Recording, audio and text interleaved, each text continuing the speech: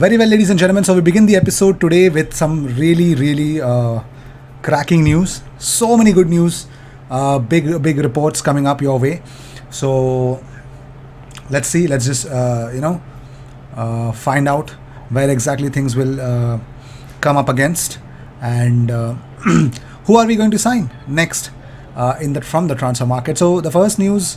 What do we have in this episode? Sergei Milinkovic-Savic, Leandro Trossard, Raphinha. Finally, there's a club that is wanting Ainsley Maitland-Niles that can be spoken about in this episode as well. So, fasten your seatbelts because something interesting is coming your way.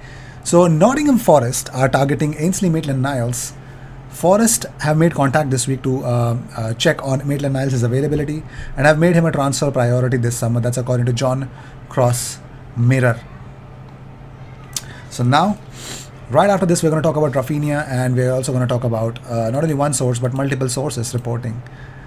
You must believe this. So, Arsenal are among the clubs who are considering a move for Leeds United winger Raphinha this summer. Telegraph Sport understands. There has been no formal offer, but Raphinha is understood to feature on their list of potential targets. That's the first source which suggests that. The second source, Charles Watts, says that Arsenal is interested in contracting with Raphinha. The club wants to strengthen the attack and considers the priority of contract with Jesus now, and after that the club will work to contract with Raphinha, especially in the event of departure of Nicola Pepe. So Pepe, what could have been, what should have been, isn't. And not only that, Fabrizio Romano confirmed it as well. He says Arsenal have genuine interest in Raphinha since March. He's always been appreciated, but there's no bid, still no bid or negotiation with Leeds. Jesus and Tielemans priorities. Leeds won't accept less than 55 million euros for Raphinha as of now, message sent to Barcelona days ago. So many sources which suggest, which claim that Raphinha to Arsenal is still being thought about. So Sam J. Dean has opened up about Arsenal transfer targets. He says that there's quite a lot of talk, understandably, about how certain targets may or may not improve the starting 11. But surely this summer has to be about increasing the depth and quality of overall squad. Arsenal need more players. Don't forget, 5 subs next season. So, lots of things coming our way. But first, let's talk about Marquinhos. Arsenal have signed Marquinhos from Sao Paulo on a 5-year contract for about £3 million. The deal is yet to be announced. We'll see the 19-year-old arrive in time for pre-season, according to Nick Ames. And Ryan Taylor Sport has confirmed that Eddie Nketiah's contract extension is expected to be confirmed by the club in the coming days. Not only that, it's been confirmed from Arsenal.com. Arsenal's statement on Eddie Nketiah as part of the list of players retained and released by the club say that Nketiah has been offered a contract extension with discussions ongoing. So we're going to talk about that.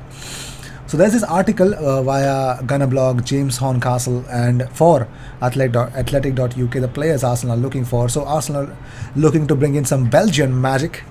So Leandro Trossard and Yuri Tielemans are both on Arsenal's wish list for Mikel Arteta. That's according to Voetbal België. They have confirmed it, stating that 2 Belgians is what Arsenal are interested to get in as well. So the players leaving Arsenal, not only Alex Lacazette, but Jonathan Dinzey, Joel Lopez and Jordan McKenniff from the academy are leaving the club. Congratulations and all the best for them. Alexander Zinchenko is not a major priority for Arsenal as it stands. That's according to Athletic.uk. It's felt acquiring him would necessitate a fee and salary ordinarily associated with a regular starter. The situation would be different were Granit Xhaka's Arsenal future in significant doubt, but it looks like that will not be the case, so we move on. So we talk about Serge Gnabry, ladies and gentlemen. As things stand, the chances of Serge Gnabry rejoining Arsenal this summer are remote. Gnabry's existing deal expires at the end of next season, and talks over a new one have reached an impasse. For their part, Arsenal have not discussed Gnabry as an active target. For Gnabry to consider returning to North London, it would require a financial package that would stretch Arsenal's remodeled wage structure. Total expenditure in terms of transfer fee and salary to re-sign him would likely be well over £20 million per year. So, something that Mesut Ozil was earning. So, also, as with Tielemans, discussions between Edu and Gabriel Jesus' camp has been ongoing for months. There have been since been expressions of interest from elsewhere, with Chelsea staying updated because of the developments. Arsenal remain confident that they can land their two top targets. Gianluca Scamacca is open to playing beyond his homeland's borders and would be attainable within Arsenal's budget.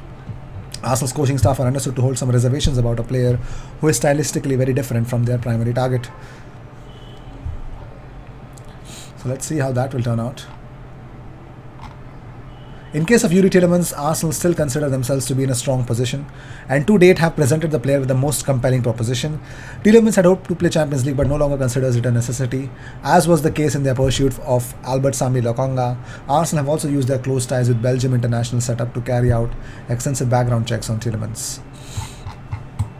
So Arsenal are doing their work, but the question is, when big clubs are making big signings, when will Arsenal announce their signings? I don't know. We got to see when that happens. By the way, even Simon Collins had confirmed that Arsenal enters the race to sign contract with Raphinha. Arsenal wants to strengthen their attack, and Arteta sees that the player is appropriate for his style. So, ladies and gentlemen, also according to arianapoli.it,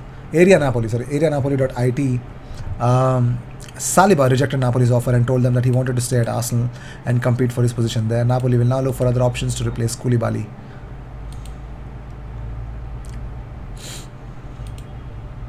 Moving on, so let's drop the biggest news that we have, of course, ladies and gentlemen. Sergei Milinkovic-Savic. Arsenal have tried for Sergei Milinkovic-Savic in the past, and they have returned now. They would be willing to reach 60 million euros mark for the Serbian. Lazio's president wants 65 million euros at least. That is a report from Corriere dello Sport. So yes, Sergei Milinkovic-Savic is the player Arsenal are linked with.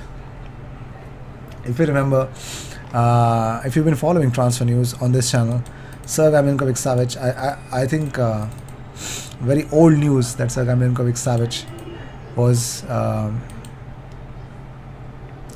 considered to be an Arsenal signing, but that's not the case right now. So Simon Collins says that plan, like when Martinelli joined, is to take a look at Marquinhos in the preseason or on tour before deciding whether to loan him, but he's certainly viewed as a signing for the future. So not only Raphinha, we have Leandro Trossard also in the midst to sign for Arsenal. Let's see where will we land up with these kind of players. Milinkovic-Savic is coming from Italy, so I may not 100% believe that news. But hey, that's that. And with this, I'd like to end this episode. Thank you so much for tuning in. If you seek daily Arsenal content, best place to be, consider subscribing. Cheers.